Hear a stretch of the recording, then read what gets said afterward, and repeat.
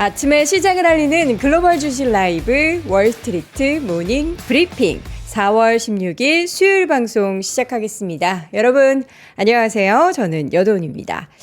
자, 뉴욕 증시가 한 사흘 만에 좀 쉬어갔습니다. 근데 쉬어갔었던 그 폭이 그동안의 변동성처럼 위로 아래로 엄청나게 많이 급락했다라기보다는 그래도 좀 버텨내는 모습들이 나타났는데요. 저희가 이제 글로벌 인터뷰에서도 말씀을 드렸듯이 점점 그 변동성의 폭은 줄어들 것이다. 그런데 이게 이제 기간 조정으로 얼마나 지속이 될지가 관건일 텐데 오늘 아침에 삼프로TV 스튜디오는 하나 이슈로 굉장히 화기애애했습니다. 우리 또 제작진 중에 한 명이 미국 주식을 생애 최초로 매수를 해봤다. 뭐 샀다라는 거예요? 뭐 종목을 산 거예요? 뭐요? QQQ,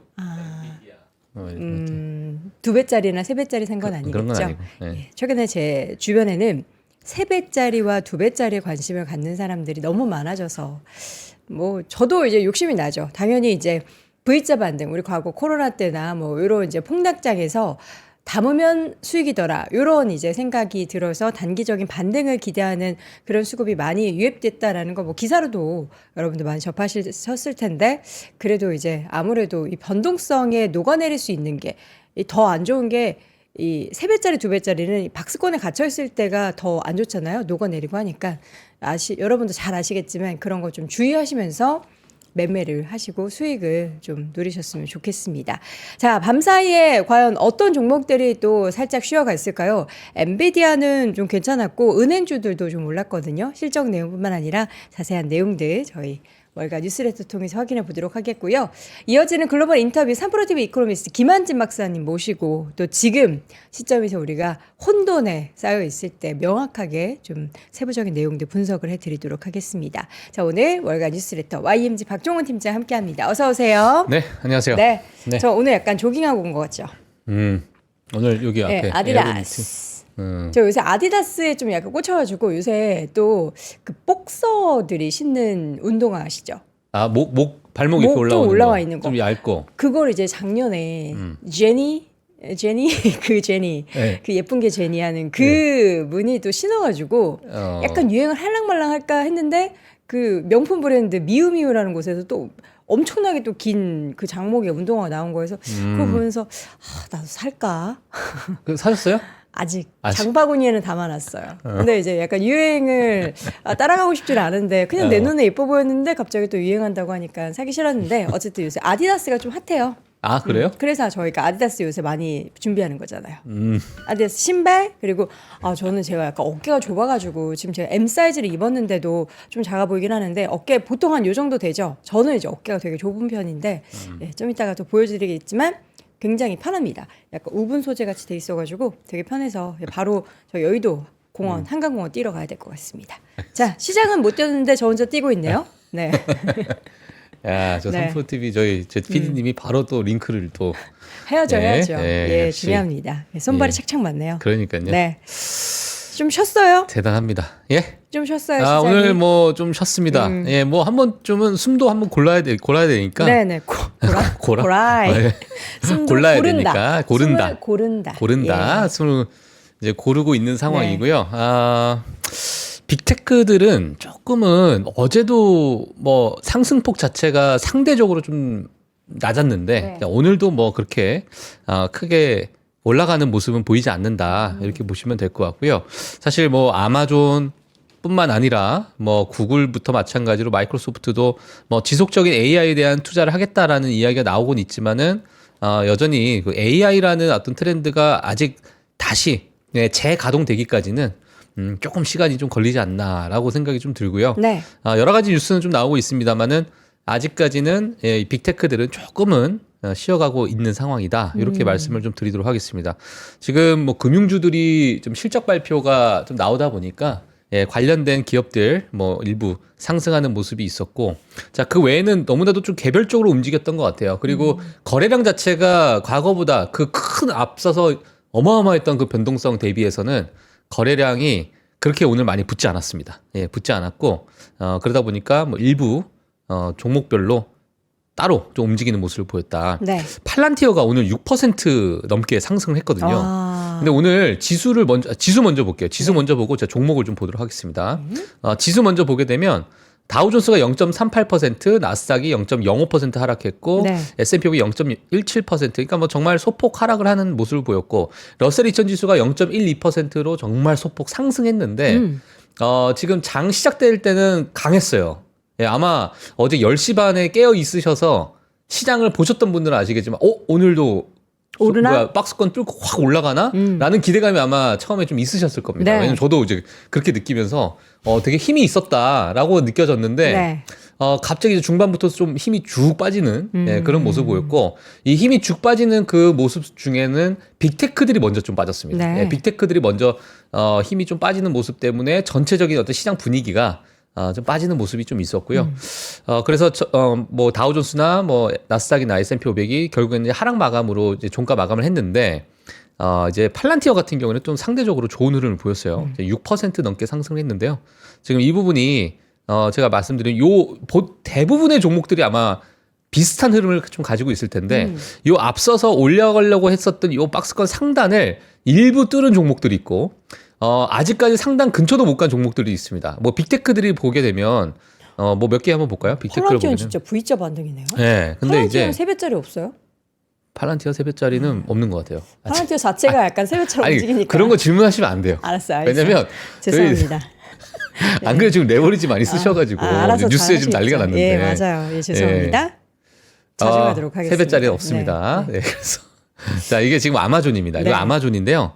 지금 앞서서 팔란티어의 흐름과 보시게 되면 요 고점 바로 전 고점이 요 위에 이렇게 있잖아요. 보통 요 앞에 제 커서 있는 부분. 근데 대부분의 빅테크들이 요 트렌드를 쭉 내려가고 있고 이 고점 자체가 지금 내려가고 있는 상황이다 보니까 약간의 아직까지는 좀 압박을 받고 있는 주가에서 압박을 받고 있는 모습이고 지금 뭐 아마존뿐만 아니라 구글도 마찬가지예요. 비슷한 흐름을 좀 보이고 있습니다. 빅테크들이. 덜 올라왔어요. 예, 근데 이제 앞에 있는 고점을 가려면 아직까지는 뭐 좀 더 올라가야 되는 그 상승 뭐 굳이 우리가 표현한다면 상승 여력이 좀 있는 이 갭이 좀 있는 상황이긴 한데 팔란티어 같은 경우에는 지금 요거를 뚫고 올라가려고 하는 그 힘이 좀 다르기 때문에 결국에는 지금 시장에서 바라보고 있는 것 자체가 AI에 대한 물론 지금 하드웨어나 빅테크 과거 M7 너무나도 좋았던 흐름이 있었던 그런 기업들은 약간 주춤하고 있지만은 AI 소프트웨어 쪽에 있는 기업들은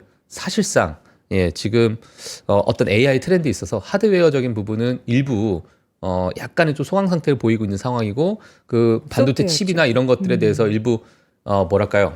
그러니까 수요 공급의 어떤 상황에서 봤을 때 이미 공급이 좀 많아지고 있는 게 아니겠느냐라는 이야기가 좀 나오다 보니까 이게 결국에는 AI 소프트웨어로 넘어가는 어떤 트렌드 그 과정 속에 있지 않느냐라는 의견들도 좀 있는 상황입니다. 자, 그래서 저 팔란티어 같은 경우에는 상대적으로 좀 좋은 흐름을 오늘도 보이고 있는 상황이고요. 네. 최근에 어떤 반등폭도 상당히 좋다. 물론 어제도 말씀드렸지만은 여전히 좀 고평가되어 있는 건 맞습니다. PR 기준으로 봤을 때. 엔비디아도 많이 올라오긴 했네요. V자 반등. 진짜 꼭지점을 딱 찍고 V자 반등을 하긴 했네요. 예. 엔비디아도 뭐 많이 올라왔죠. 2배짜리 사신 데는 이유가 있었군요. 누가요? 그래서 많은 투자자분들이 뭐 이렇게 그래요? 특정 종목에 대해서 2배 추종하는 이런 종목들을 사서 이거 너무 위험한 거 아니에요? 근데 파셨겠죠? 뭐 알아서도 잘 파셨겠죠? 그렇죠. 예. 잘 사셨네. 그리고 지금 또 관심이 있는 게 넷플릭스입니다. 넷플릭스 대단해요. 이번 주에 실적 발표 있잖아요. 내일이죠. 내일 아니요. 목요일로 알고 있는데. 그러니까 내일이 목요일이에요. 내일 목요일이요? 예. 그럼 우리나라 시간으로 금요일 날 아침에 맞아요. 보겠네요. 예. 근데 넷플릭스 같은 경우에도 주가 한번 보시면 다른 지금 빅테크에 비해서 견고하죠, 좀.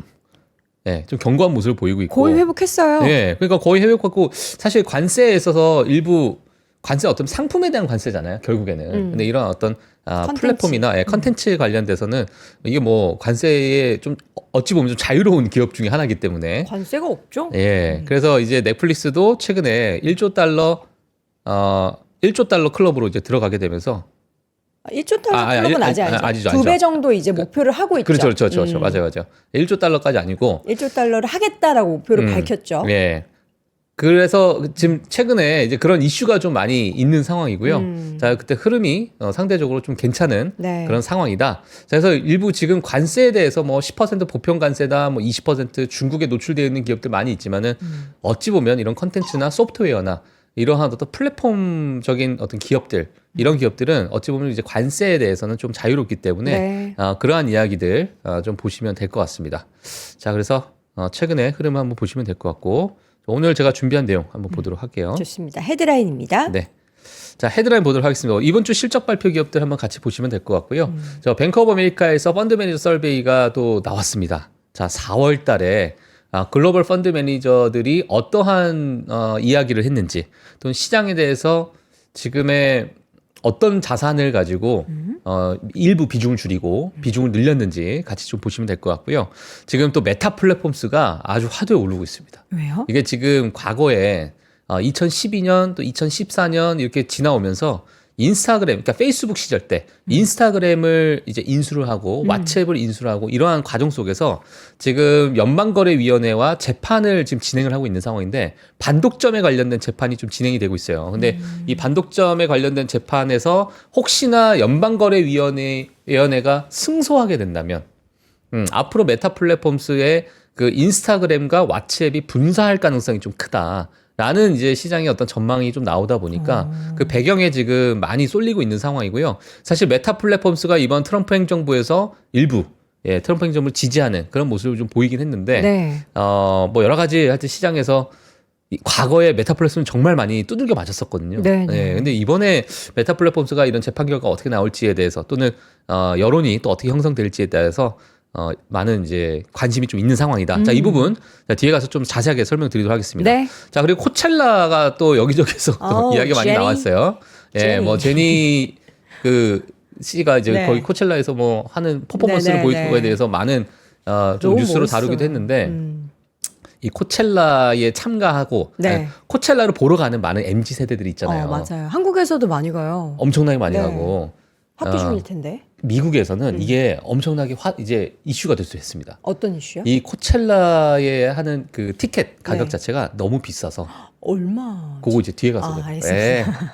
재밌는 이야기니까 너무 비싼가 봐요. 한번 보시면 될 것 같고요. 네네. 자, 그다음 엔비디아에 이어서 AMD도 미국 내에서 AI 서버 생산 확대하겠다라는 이야기를 했습니다. 자, 이 뉴스까지 해서 오늘 제가 마무리할 텐데 네. 좀 빠르게 이제 금리와 유가 한번 보도록 할게요. 한숨 고르고 있는 국채 시장. 그래서 10년물 국채 금리가 지금 4.33% 정도 수준으로 조금 내려온 상황입니다. 4.5%를 찍고 나서 좀 내려오고 있는 상황인데 여기서 뭐 지속적으로 내려갈 것인가 아니면은 이 부분에서 유지할 것인가 또는 다시 튀어오를 것인가는 향후 우리가 관세 정책에 따라서 좀 우리가 이제 방향을 좀 봐야 될 것으로 보여지고 있고요. 네. 자, 국제 에너지 기구에서는 또 유가에 대해서 수요 전망 하향 조정을 했습니다. 오펙 플러스에서도 회의를 하면서 수요 전망을 하향 조정을 하는 그런 모습을 보였는데 자, 그러다 보니까 자, 일부 아주 소폭 유가가 좀 올라가는 모습을 보였고 WTI 기준은 61.5달러를 기록하고 있다라고 보시면 될 것 같습니다. 자, 원달러 환율은 1,428원으로서 어제보단 조금 올라간 모습을 보였고요. 좀 달러 인덱스 같은 경우는 어제와 비슷한 수준의 99.8을 기록을 하고 있습니다. 네. 자, 그래서 달러 인덱스나 뭐 원달러 환율은 조금 올라가긴 했지만 그렇게 큰 변동성은 지금 현재는 주고 있지 않다. 이렇게 말씀을 좀 드리도록 하겠습니다. 네. 자, 이번 주 실적 발표 기업들 아마 아시겠지만 ASML 또 TSMC, 넷플릭스 이렇게 수요일과 화요일에 목요일에 걸쳐서 이야기가 좀 나올 텐데 아마 지금 실적 발표가 몇 개 좀 나왔을 텐데 실적 발표. 제가 한번 좀 이따가 실시간으로 좀 알려드리도록 하겠고요. 네. 제가 준비한 내용만 먼저 말씀드리도록 하겠습니다. 시티그룹의 1분기 실적 발표인데 EPS 시장 예상치 상회했습니다. 자, 매출도 시장 예상치 상회했고 그 다음에 뭐 여러 가지로 이제 여기 뭐 대손 충당금이나 뭐 이러한 부분이 있는데 일부 대손 충당금이나 이러한 부분에서는 기업별로 조금 다르긴 한데 이 일부 손실이 좀 있는 그런 부분도 지금 시장 예상치에서 좀 나왔기 때문에 약간의 그 분위기가 확 금융주로 어떤 쏠림 현상은 있지는 않지만 뭐 EPS랑 매출은 괜찮았지만은 일부 많은 품목 중에서 시장 예상치보다 좀 하회하는 그런 모습을 보이다 보니까 뭐 그렇게 수급이 많이 돌고 그러진 않았다. 이렇게 좀 말씀을 드리도록 하겠고요. 자, 뱅크 오브 아메리카도 마찬가지로 오늘 3%대 상승을 보여줬는데 네. EPS와 매출이 시장 예상치대에서 상회하는 그런 모습을 보였다라고 체크를 해주시면 될 것 같고요. 자, 마찬가지로 여기 뭐 요 부분이 이제 Provision for Credit Losses 이게 이제 대손 충당금이라고 보시면 될 것 같은데 네. 자, 이런 부분이 시장 예상치보다는 조금 적었다.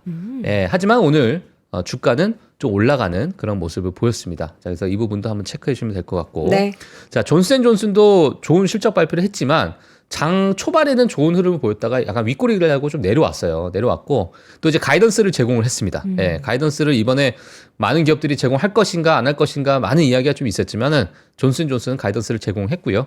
자, EPS 같은 경우는 지난 1분기에 때 예상치 상회했고 매출도 상회하는 그런 모습을 보였고 자, 그리고 잉여 현금 흐름 자체도 예상치 YOY 기준으로 좋은 좀 흐름을 보이는 그런 모습을 보이다 보니까 장 초반에는 그래도 긍정적으로 좀 갭 상승을 하고 올라갔던 모습을 보였습니다만 장 중반에 조금 내려왔고 자, 가이던스는 EPS는 시장 예상치 대비해서 좀 하단에 위치한 이제 뭐 밴드를 이제 제공을 했는데 시장 예상치가 지금 10.5달러인데 주당 이게 10.5달러에서 10.7달러 이 사이에서 이제 EPS 가이던스를 내놨고요. 자, 그리고 매출 같은 경우 시장 예상치보다는 조금은 뭐 괜찮은 시장 예상치가 아마 요 밴드 중간에 이렇게 위치한 것 같습니다. 그래서 일단 뭐 녹색불이 들어오다 보니까 시장에서는 그래도 긍정적으로 좀 해석을 한 것 같습니다. 그래서 존슨앤존슨도 이렇게 실적 발표 체크해 주시면 될 것 같습니다. 네. 지금 뭐 실적 발표된 기업들 중에서는 유나이티드 에어라인 정도만 눈에 띄는데 지금 애프터마켓에서 주가가 5% 넘게 올라가고 있습니다. 예. 델타 항공 같은 경우에도 그렇고 사우스웨스트 항공도 오늘 항공주 흐름이 좀 괜찮은 것 같은데 주당 순이익도 91센트 기록을 했고 예상치가 76센트였는데 엄청 상회했네요. 예. 그리고 매출 같은 경우에도 132억 1천만 달러 전망치를 밑돌았는데 그 EPS가 좀 예상치를 많이 상회하면서 주가는 오르고 있습니다. 지금 항공주들이요. 사실 미국이 관세 정책을 하다 보니까 반미주의가 살짝 캐나다나 중국이나 그럼 미국 항공 이용하네요? 그러다 보니까 미국으로 여행을 가거나 이러한 인원들이 좀 많이 줄어들고 미국. 지금 출장을 가는 인원들도 많이 줄고 있다고 해요. 그러니까 원래 비즈니스 출장 많이 네. 갔는데 그러한 인원들도 지금 많이 줄고 있다 보니까 그렇군요. 항공사들 입장에서는 가이던스 자체가 그렇게 썩 긍정적으로 나올 만한 가이던스는 없을 것 같습니다. 왜냐면은 기존에 뭐 캐나다와의 여러 이제 어떤 교류가 많았잖아요. 사실상 네. 이 북미 지역에서. 근데 이제 뭐 그런 부분 때문에 일부 조금은 좋지 않은 이야기가 좀 나오고 있고 그리고 지금 미국 내부에서도 뭐 그냥 합법적으로 비자를 받은 유학생이 네. 비자가 갑자기 취소되는 그거 왜 그런 거예요? 뭐 그런 이야기들도 있는 상황인데 뭐 내부적으로 정확한 제가 이유는 잘 모르겠어요. 네. 그러니까 그 뭐 기사 내용만 보게 되면 나는 잘못한 게 하나도 없는데 그러게요. 아주 공부해야 될 지금 학기가 한 2학기 3학기 남아 있는데 뭐 갑자기 뭐 비자가 취소되어 있고 뭐 이런 뉴스들이 좀 나오다 보니까 뭔가 그 내부적으로도 약간 좀 어수선한 그런 모습이 좀 있는 것 같습니다. 뭐 자세한 내용은 제가 나중에 나오게 되면은 좀 전달을 해드리도록 하겠습니다. 네. 아마 오늘 장 시작하기 전엔 ASML 실적 발표가 나올 거예요. ASML 실적 발표가 나오게 되면 아마 이 부분에 따라서 시장이 일부 조금은 움직이지 않을까라고 생각이 들고 가이던스를 또 어떻게 제공하는지가 좀 네. 중요하다. 이렇게 말씀을 좀 드리도록 하겠습니다. 알겠습니다. 자, 그리고 이제 제가 뱅크 오브 아메리카에서 이제 진행하는 펀드 매니저 서베이가 있습니다. 그게 매달 나오죠. 근데 어느 때보다도 이번 4월 달이 아마 시장에서 정말 크게 관심이 있을 것 같아요.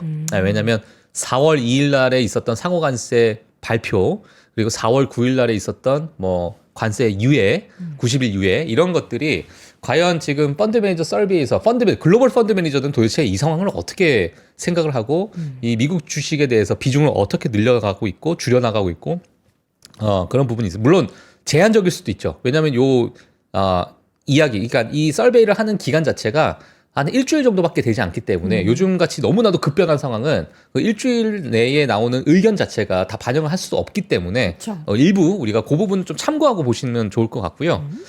그래도 펀드 매니저 분들이 미리 그 시장을 좀 예측하고 또 움직이지 않으셨을까 이렇게 생각이 됐는데 네. 일단 지금 가장 크게 보고 있는 자산 비중이 골드입니다. 골드. 롱골드, 골드를 매수해라. 이 수치가 49%로 골드의 일부 많은 어떤 비중을 좀 싣고 있는 펀드 매니저들의 어떤 자산의 이동이 있었고, 자, 그 다음에 지금 보시면 이 회색이 2월이고요. 요 하늘색이 3월이고요. 요 짙은 남색이 4월입니다. 근데 지금 M7 종목들, M7 2월부터 3월, 4월까지 해가지고 쭉쭉쭉 빠지는 모습을 보고 있고, 물론 지금의 전체적인 비중을 보게 되면 여전히 2위를 차지할 정도로 가장 높은, 이제 2위를 차지할 정도로 높은 비중을 차지하고 있지만은 2월, 3월에 들어서 정말 비중을 크게 줄여나가는 그러한 모습이 있다 보니까 지금 M7에 대해서 일부 약간의 조정을 주고 있거나 약간 쉬어가는 그런 모습들이 지금 나타나고 있지 않나 이런 생각이 들고, 네. 이러한 지금 펀드 매니저들이 운용하는 그 운용 비용 자체가 그 작은 비용 자체가 너무나도 막대하다 보니까 야 거의 뭐 다 합치면 몇백 조가 되니까 자 이런 부분은 당연히 영향을 미쳤을 거라고 저는 생각이 들고요.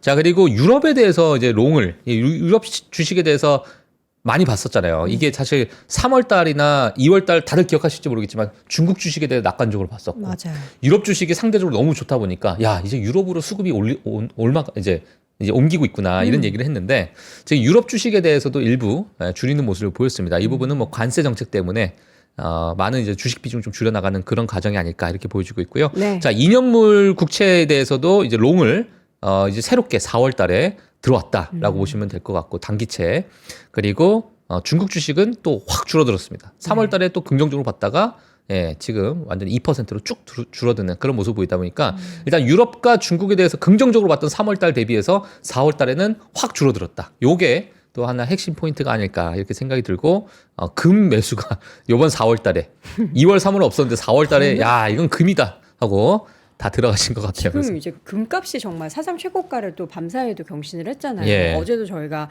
박상현 위원님과 함께 이제 중국도 금을 계속 비축을 늘리고 있고 미국도 늘리고 있고 그러니까 전 세계가 다들 금을 원하고 있어가지고 이게 모르겠어요. 과연 어떠한 이유일까 명확하게 그러니까 뭐 다양한 이유들을 이야기를 하죠. 뭐 안전자산이다 아니면 이제 금 자체에 대해서 이제 귀금속이라서 좀 좋아하는 민족들 뭐 인도나 중국 뭐 이야기도 하는데 모르겠습니다. 그래서 은값도 요새 같이 올라간대요. 그래서 은을 조금 더 투기적으로 투자하시는 분들도 있으시다라고 하더라고요. 은. 예. 이 금은동 다 올라요. 작년부터. 어. 저는 여도 은입니다. 자, 여도 금으로 바꿔야 될까 봐 진짜. 여도 금. 네. 금이 답이라고 하니까. 예, 알겠습니다. 은도 좋아요. 자, 그래서 지금 뭐 펀드 매니저들의 어떤 비중은 이러한 상황이다. 네. 이게 아마 뭐 시장을 또 그대로 대변하는 게 아닌가 이렇게 생각이 들고요. 자, 그 다음은 이제 그 내면에 있는 이유들입니다. 어찌 보면 2025년 4월 역대급 주식 비중을 줄인 펀드 매니저다. M7에 대한 비중이 워낙 높았기 때문에 뭐 이러한 수치를 보게 되면은 크게 또 이제 비중 줄이는 모습이 또 있을 수 있는데 네. 일단은 지금 이번에 이제 응답한 이제 설문조사를 보게 되면 역대급으로 정말 급하게 이 기울기 이게 보면 과거에 뭐 예를 들면 2005년, 2004년이라고 한번 해볼까요? 그러면은 조금씩 줄여나가는 이 비중에 대한 이 줄여나가는 속도가 있는데, 그죠? 근데 이번에는 너무나도 급하게 그냥 다 팔아치우는 이러한 모습 때문에 뭐 그만큼 뭐 물론 정말 뭐 30년 이 시장에 30년 계셨던 분들, 40년 계셨던 분들 다들 지금 같은 변동성 난 처음 본다라는 이야기들이 여기저기서 지금 나오고 있을 정도로 정말 변동성이 극대화되다 보니까 이런 펀드 매니저에 있던 이러한 어떤 비중을 줄이는 이러한 매매도 크게 급변하게 일어나지 않았나 이런 생각이 들고요. 네. 자, 그만큼 지금 비중을 많이 줄인 상황입니다. 그래서 이 부분 체크하시면 될 것 같고요. 네. 자, 그리고 지난 20년 동안에 네 번째로 높은 경기 침체 예상이다. 뭐 이 부분도 앞서서 주식 비중을 축소하는 여러 이유 중에 하나인데 뭐 과거에 뭐 우리 뭐 양적 완화했던 부분 뭐 브릭스 또는 뭐 텍스를 뭐 세금을 이미 일부 좀 컷하는 거 이제 뭐 세금을 좀 줄이는 뭐 그런 부가를 좀 줄이는 그런 어떤 완화 정책도 있었고 뭐 여러 가지가 있었는데 지금 상황에서는 트럼프 2기가 시작되고 나서 그냥 급격하게 무역 전쟁으로 좀 빠지면서 이렇게 이제 지금 경기 침체가 과거 20년 동안에 네 번째로 높은 그러한 상황까지 지금 내려온 상태다. 근데 어찌 보면 우리가 이걸 또 역으로 우리가 계산할 수 있겠죠. 지금 네. 같은 경우에 변동성이 극대화되어 있고 공포가 극대화되어 있기 때문에 일부 완화가 되거나 조금은 뭐 이 관세가 좀 협상 단계로 넘어가게 되면 이게 하나의 또 저점의 시그널이 될 수도 있는 거기 그렇죠. 때문에 뭐 그런 부분도 한번 체크를 해주시면 될 것 같고요. 네. 자, 하지만 지금 많은 펀드 매니저분들이 49%가 하드 랜딩, 그러니까 경기 침체를 좀 예상을 하고 있습니다. 지금 그쵸. 빨간색 수치를 보시면 아시겠지만 과거에 조금씩 계속 줄여나갔다는 줄여나가고 물론 그만큼 이제 주식시장이 좋았는데 자, 이번 4월달 들어가지고 갑자기 빨간색이 수치가 확 늘었죠. 자, 이게 이제 하드 랜딩으로 가는 게 아니냐. 이런 얘기고. 과거 이제 37%가 이제 소프트 랜딩으로 가는 게 아니냐. 이게 우리가 2022년 때 하락장 때 하드 랜딩이냐, 소프트 랜딩이냐, 노 랜딩이냐 뭐 계속 그거 가지고 얘기 많았잖아요. 근데 그쵸. 그 시절이 다시 와버렸어요. 예, 다시 와버렸다 그때 보니까. 그래가지고 랜딩을 안 했다는 얘기. 또 노 랜딩으로 지금까지 왔는데. 하도 이 얘기들이 분분해가지고 예. 아유 그냥 안 내릴래. 그래서. 그러니까 이제 랜딩 노랜딩이라는 것 못했다는. 자체가 인플레이션이 계속 유지가 되고 그쵸. 경제 성장률 계속 유지가 되고 어디 계속 이대로 가는 게 하면서. 노랜딩이잖아. 예. 노랜딩인데 네. 지금은 이제 49% 하드 랜딩이다. 이렇게 네. 또 설문조사에 응답했다라고 보시면 될 것 같습니다. 그렇습니다. 자, 그리고 이제 세계 경제 전망치 30년 만에 최저치로 급락했다라는 그 전망입니다. 앞으로 이제 세계 경제 글로벌 그로스, 그러니까 세계 경제 성장률 자체가 어떻게 될 것인가라고 봤는데 지금의 많은 펀드 매니저들은 30년의 최저치로 보고 있는 상황이다. 물론 앞서서 너무나도 좋았던 경제 성장률에 대비해서 지금이 워낙 공포심에 또 휩싸여 있기 때문에 자, 이런 응답을 좀 했던 것 보여주고 관세라는 것은 결국에 성장률을 저해할 수밖에 없는 그러한 어떤 요인으로 과거에도 그렇고요. 지금 많은 경제학자들이 또 예상을 하고 있는 상황은 방향은 이렇게 보고 있기 때문에 네. 지금 전망치가 좋지 않다 이렇게 보시면 될 것 같습니다. 네. 자, 그리고 저는 이걸 되게 중요하게 봐요. 이게 뭐예요? 제가 이제 사실 매달 저는 이걸 보잖아요. 매달 또 월모를 통해서 제가 이 정리해주고 뱅크 오브 어메리카 이 펀드 매니저 설베이를 보여드리는데 과거에 이 현금 비중의 흐름에 따라서 주가가 좀 크게 좌지우지 됐었던 게 제가 계속 보니까 좀 비슷하게 좀 흘러갔던 게 좀 있었거든요. 그러니까 우리가 2022년 10월이 저점이었습니다. 역사적 저점이었고 그 하락장에서 자, 그 이후로 계속 현금이 줄어들면서 2년 동안 지난 2023년, 2024년 어마어마한 강세장을 좀 보여줬었고 자, 그 과정 속에서는 현금이 계속 줄어들면서 시장으로 유입이 됐었던 그런 상황이었는데 지금 현금 비중이 다시 늘어나고 있는 상황이다. 저게 이렇게. 이제 추세의 시작인지 뭔지는 좀 지켜봐야 아직은 되는 모르죠. 거죠. 예, 뭐 물론 근데 한 달에 한 번씩 나타내는 거기 때문에 우리가 뭐 그 부분을 좀 팔로우하면서 과거의 흐름과 좀 보시면 될 것 같고요. 만약에 이게 또 현금 비중 자체가 역대급으로 좀 높아지기 시작하면 오히려 이제 점점 우리가 사야 될 땐가라는 어떤 물론 정확한 타이밍 우리가 잡기는 힘들겠지만 이 현금 비중이 역대급으로 다시 또 높아지는 그런 구간이 된다면 네. 또 우리가 저점 매수로 들어갈 수 있는 어떤 그쵸. 시그널로 우리가 봐도 괜찮을 것 같고 물론 이제 그 기간은 모르죠. 얼만큼 이 사람들이 현금을 보유할지는 우리가 모르겠지만 예, 그래서 지금의 어떤 현금 비중이 높아지는 것은 일부 주식 비중 좀 줄여 나가고 있는 그런 부분과 좀 맞아 떨어지고 있다 이렇게 보시면 될 것 같습니다. 네.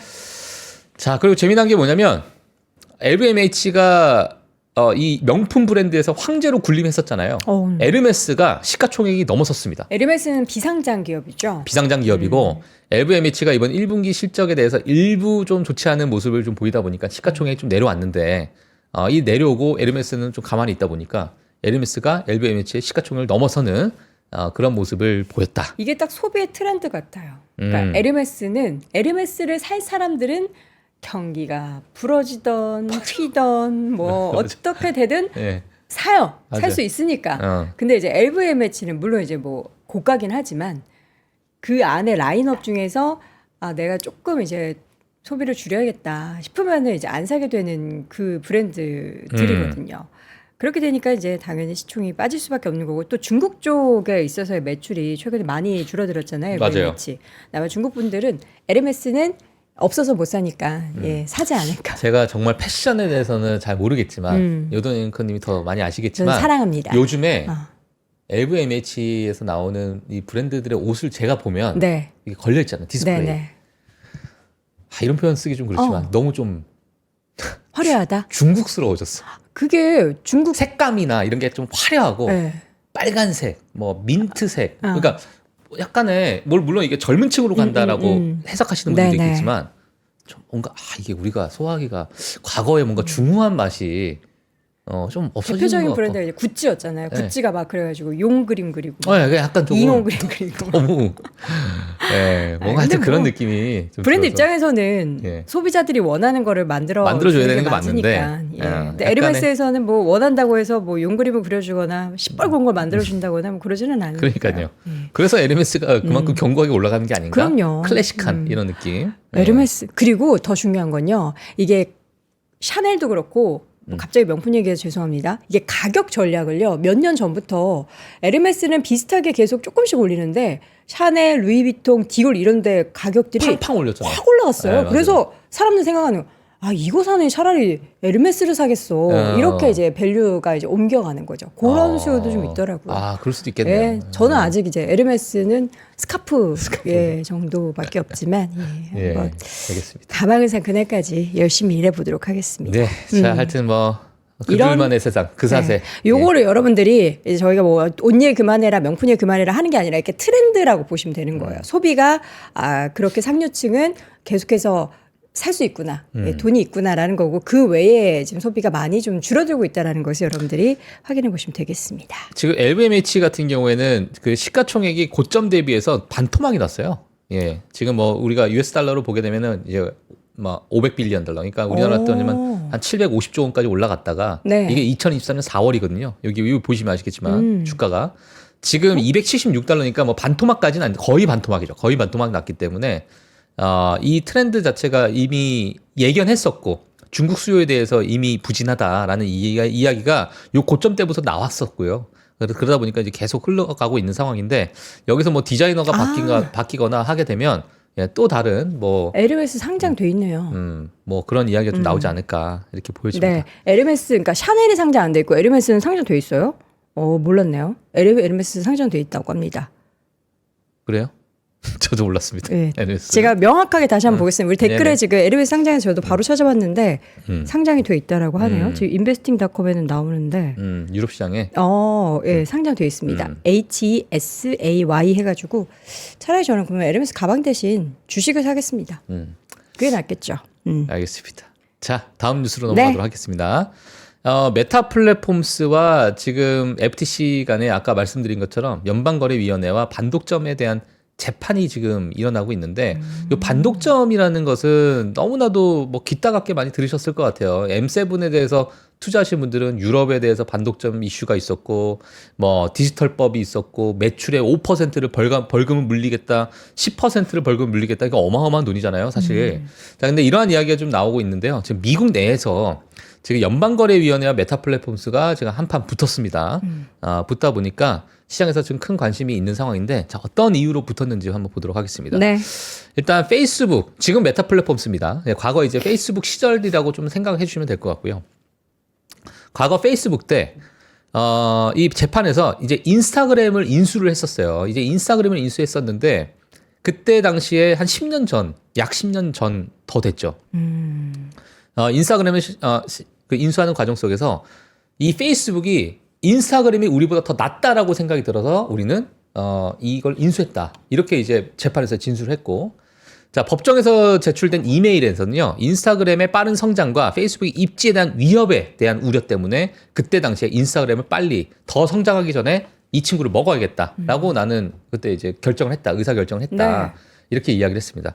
자, 하지만 반독점, 그러니까 FTC에서는 어떤 얘기를 했냐면, 이번 인수가 경쟁을 제거하기 위한 킬러 인수다. 그러니까 우리가 뭔가 이 경쟁자들이 있으면은 아직 커 나가기 전에 이거를 뭐 어찌 보면은 다 사버리는, 그러니까 돈으로 사버려서 이 시장을 독점하려고 하는 그러한 어떤 행위 중에 하나다라고 이제 주장을 하고 있는 상황이다 보니까 이러한 상황이 이제 재판에서 어떤 결과가 나올지가 지금 시장에서 큰 관심이 있고, 만약에 페이스북, 메타 플랫폼스가 패소할 경우에는 인스타그램과 왓츠앱 모두 분사해야 되고 이로 인해서 수천억 달러 시장 가치가 사라질 수도 있다. 이런 우려가 지금 메타 플랫폼스에 좀 있는 상황이다. 보시면 될 것 같습니다. 사실 이 소송 자체를 어떤 배경을 좀 보게 되면요.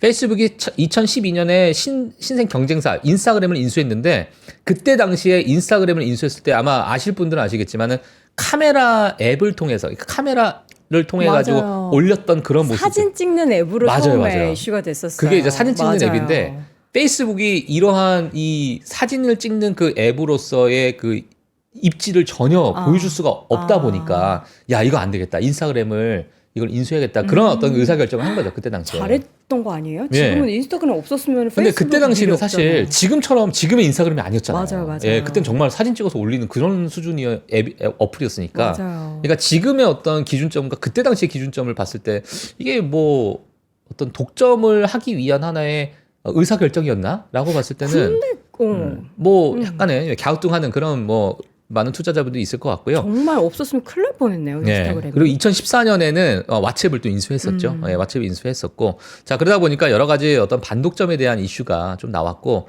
이런 것들이 다른 기업들을 또 위협하는 하나의 전략을 취한 게 아니냐 이렇게 나오고 있는 상황입니다. 네. 자 근데 이제 중요한 건 뭐냐면 FTC에서 이러한 어떤 이제 재판에 있어서 영구 금지 명령 또는 이 형법상 구제책을 신청할 수 있도록 허가하는 안건에 대해서 3대2로 찬성표를 던졌기 때문에 많은 분들이 지금의 메타 플랫폼스가 일부 약간은 좀 반독점을 하고 있다라는 그런 의견에 지금 동의를 하고 있는 거예요. 그래서 이런 부분이 재판으로 나중에 어떤 결과가 나올지 시장에서 좀 지켜보시면 될 것 같습니다. 그래서 네. 오늘 같은 경우에는 이 이슈가 조금 시장에서는 많이 나온 상황이다. 이렇게 보시면 될 것 같고요. 메타 입장에서 좀 억울할 것 같아요. 좀 억울할 수도 있을 것 같아요. 억울할 수도 있고. 자, 그리고 폴리마켓에서 벌써 베팅이 시작됐습니다. 자, 메타가 2025년에 인스타그램이나 왓츠앱을 팔게 될까라는 거에 이미 벌써 베팅이 들어갔어요. 베팅이 들어가서 이 외에도 뭐 다양한 뭐 질문들이 막 있는데 이걸 왜 하는 거예요, 근데? 베팅이? 베팅하면은 뭐 돈을 걸어요, 진짜? 일부 뭐 돈을 걸어가지고. 근데 이거는 2025년이 어떻게 인수되는지 뭐 파는지 이거를 그때까지 계속 베팅하는 거예요?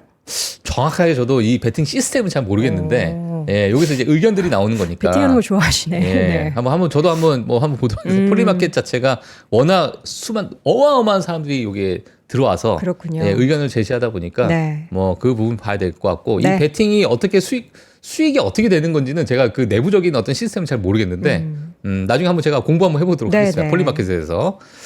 자 그리고 코첼라에 관련된 이야기입니다. 코첼라.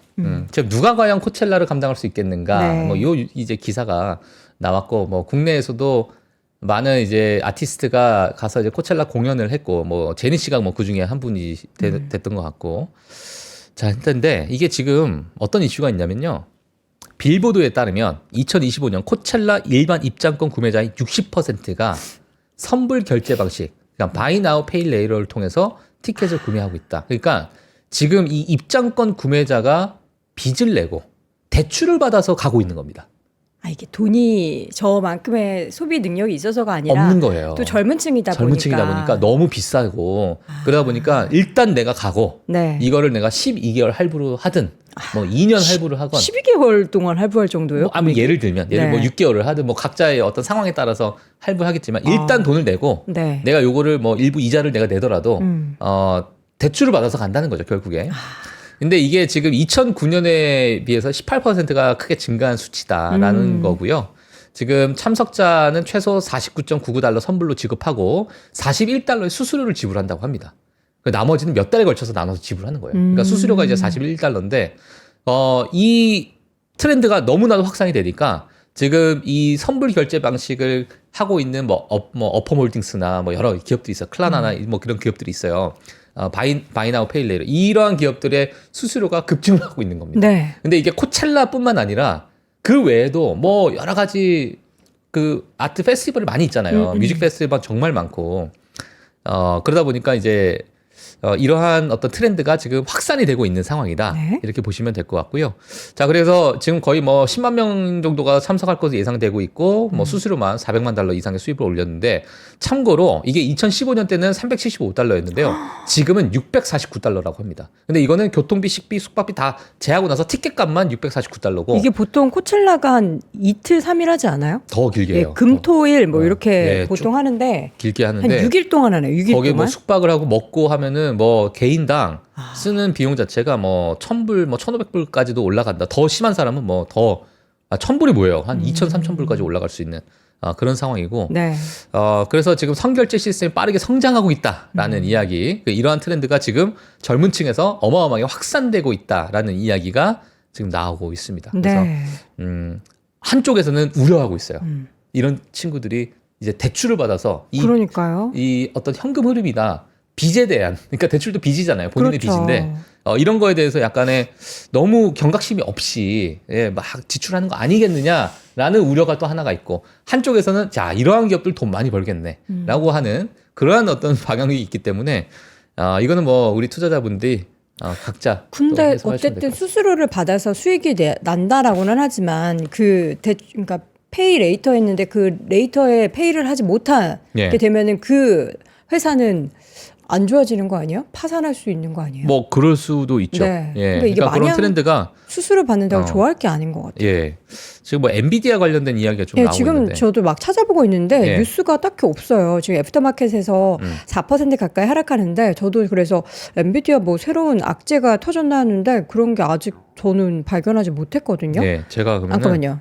엔비디아 관련해서는 지금 새로운 뉴스 하나 나온 건 예. 중국 수출된 H2O 프로세서 관련해서 지금 55억 달러의 비용이 더 나간다라는 거군요. 미국 정부가 엔비디아에게 지금 중국과 소수 엔비디아가요 중국에 네. 칩을 팔 수 없게끔 지금 되어 있는 상황입니다. 그러니까 수출하려면 라이센스 필요하다. 네. 이렇게 얘기를 자, 그리고 한 지금 거죠. 5.5빌리언 달러 하나로 따지면 한 7조 원 정도의 벌금까지도 55억 달러. 네. 7조 원, 8조 원 정도 되는 벌금까지도 지금 물게 됐다라는 그런 이야기가 좀 나오다 요 보니까 뉴스 중국에 대한 때문이군요. 비중이 워낙 큰데 지금 H20에 대해서 이야기가 좀 나오고 있어요. 자, 그래서 H20을 더 이상 수출하지 못하게끔 하는 그러한 지금 이야기가 속보로 좀 나오고 있네요. 예. 근데 이게 매일매일 또 달라요. 어저께는 또 그 SNS를 통해서 엔비디아가 그 슈퍼컴퓨터 관련해서 미국에 뭐 공장 짓는다. 예. 그랬더니 거봐라 이거 뉴스 기사 공유하면서 이렇게 엔비디아도 미국에 공장 짓는다. 앞으로는 엔비디아 관련한 모든 뭐 프로세서를 빨리빨리 처리해주겠다. 예. 이런 얘기를 했었거든요. 어. 근데 또 다음날 예. 지금 미국 정부가 엔비디아의 칩 H20 칩 판매를 무기한 금지했습니다. 아예 금지한 예, 거예요? 그리고 55억 달러의 매출 감소를 예상하고 있고 이번 분기는 그래서 칩 공방에도 노출도를 고려를 했을 때 뭐 ASML에도 영향을 줄 수 있고 뭐 램 리서치에도 일부 뭐 하락 영향을 줄 수 있다라는 이야기가 좀 나오고 있는데 일단은 칩 판매를 무기한 금지했다라는 이야기 때문에 아예 금지예요? 엔비디아가 지금 마이너스 5%대 하락을 지금 하고 있는 것 같아요. 예, 그렇습니다. 아예 금지한 거군요. 예, 금지를 했네요. 그러니까 라이센스가 필요하다라고 했는데 그 라이센스 자체를 아예 잘 발급을 안 해준다는 그런 의미로 좀 해석을 해볼 수 네네네. 있겠네요. 그렇습니다. 엔비디아가 현재 지금 애프터마켓에서의 움직임은 예. 저희 PD가 어제 첫 미국 주식을 엔비디아라서? 엔비디아 2주 샀다라고. 아니 뭐 우리는 분할 매수, 그렇죠, 그렇죠. 분할 두 주 매수니까 샀으니까. 5% 하락한 더 싼 가격에 좋은 기업을 살 수 있다로 예. 이야기할 수 있는데 어쨌든 이게 중국 쪽에 있어서 또 다른 그런 압박용 수단이 된다라는 부분에 있어서는 엔비디아가 그 볼모로 잡혔다라는 게 참 안타깝습니다. 네. 자, 자, 그리고 네, 여기까지 하도록 하겠습니다. 오늘. 네. 네, 시간 영상. 자, 오늘 또 속보로 전해지는 내용이 있어가지고 저희가 내용을 여기까지 전달해 드리겠고요. 예. 오늘 제가 이제 아침에 조깅할 수 있을 법한 그런 의상을 입고 나왔는데 앞서서도 말씀드렸지만 오늘은 아디다스 특집으로 3% 핫띠를 가지고 왔습니다. 일단 골프화가 제 바로 앞에 있는데요. 이 골프화 같은 경우에는 99,000원, 10만 원에서 1,000원 뺀 가격 99,000원이고 여기는 컬러가 하나만 보이지만 여기 밑에 사진 보이시죠? 세 가지 컬러입니다. 아주 상큼한 형광 컬러 두 가지와 또 무난한 블랙 컬러로 저희가 준비를 했는데 요거는 솔라레드 그레이, 뭐 라이트 그레이, 다크 그레이 이렇게 컬러별로 사이즈가 좀 상이하기 때문에 여러분들이 원하시는 사이즈 선택하셔서 고르시면 되고요. 근데 이게 뭐 골프화라고 하지만 일상생활에서도 또 착용을 하실 수 있는 그런 신발로 디자인이 됐다고 합니다. 백화점 오프라인 매장 동일 상품으로 심지어 국내에서는 AS가 당연히 가능하다라는 점 말씀드리고요. 굉장히 또 푹신한 착화감을 기록한다라고 합니다. 그리고 제가 입은 이 자켓 같은 경우에는 약간 우분 소재와 또 우분 소재로 된 니트 소재로 된 그런 제품이거든요. 에어로 니트, 말 그대로 공기가 들어있는 것 같은 굉장히 가벼운 착용감에 되게 편하게 운동을 하실 수 있는 그리고 일상생활에서도 추울 때 바람막이 느낌으로 입으실 수 있는 자켓입니다. 남녀 구분이 되어 있는 자켓으로 저는 이제 여성용 M 사이즈를 입었습니다. 잠깐 일어나 볼게요. 이렇게 약간 핏감 있게 핏감 있게 그렇게 입어주는 게 좋은데 저는 그래도 약간 어깨가 좁은 관계를 조금 넉넉하게 입는 걸 좋아해서 저는 M 사이즈를 입었고요. 5이신 분들은 이제 조금 더 타이트하게 입고 싶으신 분들은 스몰 사이즈 고르시면 되겠습니다. 남성 M 사이즈부터 2X라지까지 나오고 여성은 X 스몰부터 L 사이즈까지 나오고요. 블랙과 화이트 두 가지 준비했으니까 요거는 59,000원. 친환경 재생 소재로 만들었고요. 공기처럼 가볍고 통기성이 굉장히 뛰어나요. 여기 보면은 지금 니트 안에 구멍이 이렇게 숭숭숭숭 살짝 보이는데 이 안으로 이제 바람이 들어가면서 바람을 가르며 여러분들이 운동을 하실 수 있게 되는 겁니다. 역시나 백화점 오프라인 매장의 동일 상품이라는 거 간절기 초여름 신상으로 저희가 이번에는 가지고 와봤습니다. 아디다스 두 가지 제품 여러분들 산풀 하티를 통해서 가져가시기 바라겠고요. 지금까지 YMG 박종훈 팀장과 함께했습니다. 고맙습니다. 네, 고맙습니다.